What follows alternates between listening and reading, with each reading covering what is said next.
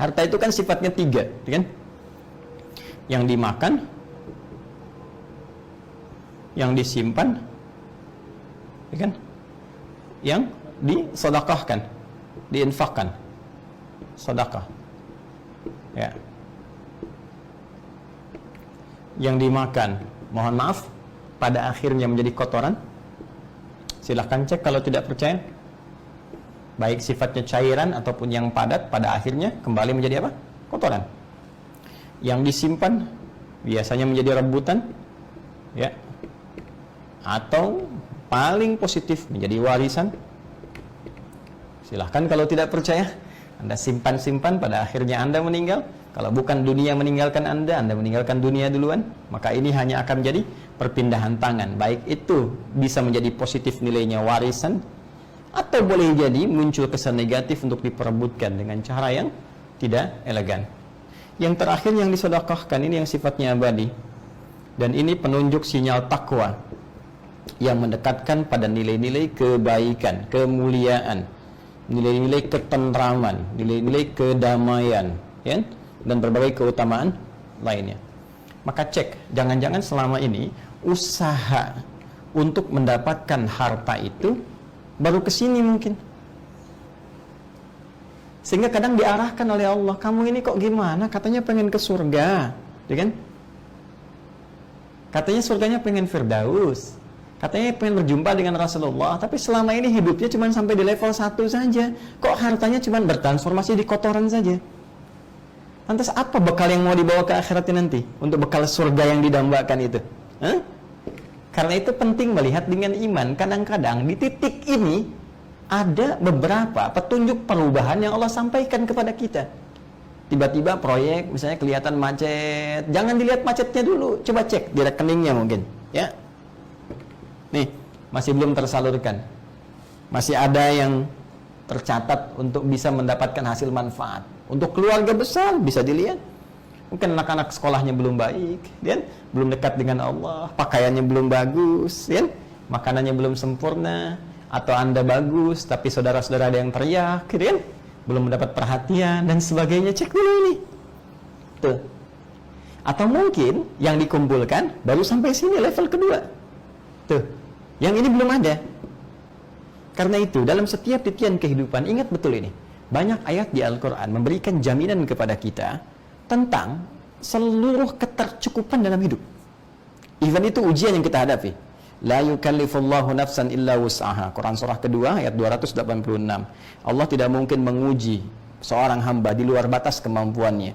Jadi kalau ada orang sakit atau di pekerjaan ada kesulitan, kehilangan proyek tertentu dan sebagainya, ternyata Anda, saya atau kita yang diuji, artinya memang kita sanggup mengatasi itu. Yang lain tidak. Ya, inna ma'al usri yusra. Di balik segala kesulitan ada kemudahan. Paling gampang memahaminya, yakinkan pada jiwa kita, ini pasti selesai. Ini mudah ini, Allah pasti berikan petunjuk. Hanya bagaimana cara kita untuk bisa mendapatkan petunjuk dari Allah untuk mengatasi kemudahan tadi, maka wasilah terbesarnya adalah takwa. Quran surah kelima ayat 35. Ya ayyuhalladzina amanu taqullaha wabtaghu ilaihil wasilah. Hai orang-orang beriman, tingkatkan takwamu kepada Allah. Dengan peningkatan takwa itu jadikan wasilah untuk bisa mengentaskan segala ujian kehidupan yang tengah kita jalani pada saat ini. Nah, karena itu penting kepada kita semua untuk kembali melihat apa yang kita kerjakan dalam kehidupan ini. Ya, jangan-jangan sampai di sini, jangan-jangan sampai di sini, tapi belum sampai sini. Ini yang kita evaluasi kembali. Karena itu penting bagi setiap insan beriman menajamkan keimanan dia kepada Allah Subhanahu wa taala untuk bisa mendapatkan ini pada akhirnya, ketentraman dalam kehidupan, baik dunia ataupun akhirat. Ingat baik-baik. Keyakinan yang terpenting dibangun oleh kita semua, walladzi qaddara fahada. Dialah Allah yang telah menetapkan kadar, setiap kadar yang menjamin kecukupan hidup bagi setiap hamba, lalu memberi petunjuk bagaimana mengoptimalkan itu semua. Jadi gak ada orang hamba manusia yang hidup di dunia ini nestapa, itu gak ada, pasti cukup. Yang menjadikan nestapa itu karena tak pernah merasa cukup. Ini masalahnya. Perhatikan baik-baik. Allah telah menetapkan walladzi qaddara fahada. Ya, bahkan di Al-Fajr itu lebih jelas. Wa amma idza mabtalahu Ya, wa ammal insanu idza mabtalahu rabbuhu fa akramahu wa na'amahu fa yaqulu rabbi akraman wa amma idza mabtalahu faqadara alaihi rizqah. Perhatikan baik-baik. Di yang pertama Allah katakan manusia itu unik, kadang-kadang malah lebih dekat kepada aneh. Ketika diberikan titipan rezeki yang dia nilai lebih, dia mengatakan Allah memuliakan saya. Padahal itu titipan supaya cari bekal buat dia mendapatkan surga yang dia inginkan. Tapi ketika Allah cukupkan rezekinya, perhatikan, lebih lawannya kan kurang. Ya kan? Tapi dalam kaidah Al-Quran, dalam logika Al-Quran, tidak ada lebih lawannya kurang ketika dikaitkan dengan rezeki. Lebih lawannya cukup. Kata Allah, manusia itu kalau diuji, Allah uji dengan mencukupkan rezekinya. Jadi ternyata setiap insan yang hidup di bumi itu, Allah berikan kecukupan rezekinya, cukup. Jadi Allah jamin kita cukup. Kenapa kemudian kita merasa sibuk dengan hal-hal yang mungkin belum tentu kita alami? Ya, yang paling bahaya adalah manusia yang tidak pernah merasa cukup. Ini persoalannya. Dan mendapatkan rasa itu penting kita untuk mengaji kembali. Ini yang kita tingkatkan poinnya. Ya, jadi cobalah disusun dalam setiap bulan yang kita dapatkan, walaupun mungkin 3.500.000 kita dapatkan, 200.000-nya kita infakkan. Yang penting kita ikhtiar bisa amalan ini. Salat sudah, amalan harta sudah, ngaji sebulan kalau tak sanggup 30 juz 1 juz, tak sanggup 1 juz, ya kita coba misalnya ya taruhlah 10 halaman atau 5 lembar bagi dalam sebulan. Yang penting ada ikhtiar. Nanti lihat perbedaannya. Ketika salatnya meningkat, infak walaupun mungkin sehari cuma 1.000 atau sebulan cuma dapat 5.000, gak ada masalah. Yang penting ada ikhtiar kita mewujudkan ini. Kalau sudah ada, nanti tinggal lihat bagaimana pembuktian ayat kelima dari Al-Baqarah itu. Ulaika ala hudan min rabbihim wa ulaika humul muflihun.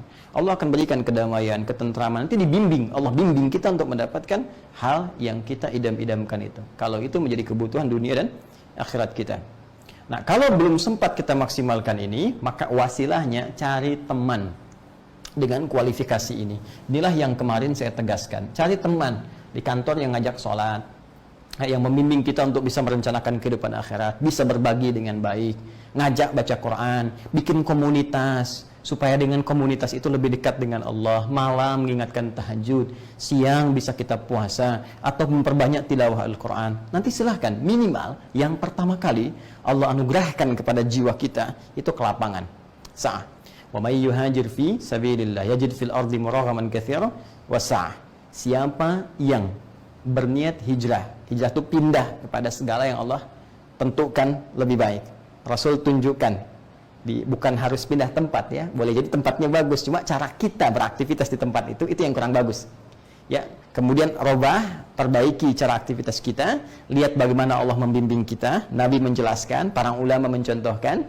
Begitu kita dapatkan itu, yang pertama Allah berikan adalah kelapangan dalam jiwa, ada ketenangan. Setelah tenang, kita bisa menerima kadar Allah. Seluruh ketetapan Allah dilihat dengan nyaman.